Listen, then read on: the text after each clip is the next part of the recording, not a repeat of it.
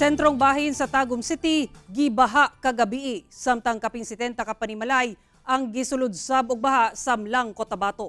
Sumala sa Pag-asa, paday niining gibantayan ang low pressure area gawas sa Philippine Area of Responsibility. Gisulod og tubig baha ang kini ang nasinating pagbaha sa sentrong bahin sa Tagum City atol sa pagbunok sa ulan kagabi. Tungod sa hitabo, pipila ang stranded dihang daw sapa na ang kalsada sa syudad. Paday ang assessment sa CDRRMO sa nadanyos tungod sa baha. Gisulod sabog tubig baha ang ubaybay kapanimalay samlang Cotabato atol sa kusog nga ulan kagabi.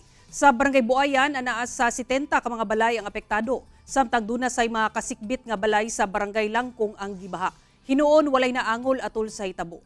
Nasayrang ang mga apektadong barangay catch basin kay nahimutang sa ubos nga bahin. Samtang padayang gibantayan sa Pag-asa ang low pressure area nga naapa sa gawa sa Philippine Area of Responsibility. Hinuon wala pa kini direktang epekto sa panahon sa nasod. Apan padayang magpaulan sa dakong bahin sa Mindanao ang localized thunderstorms. Forecast weather conditions for the next 24 hours.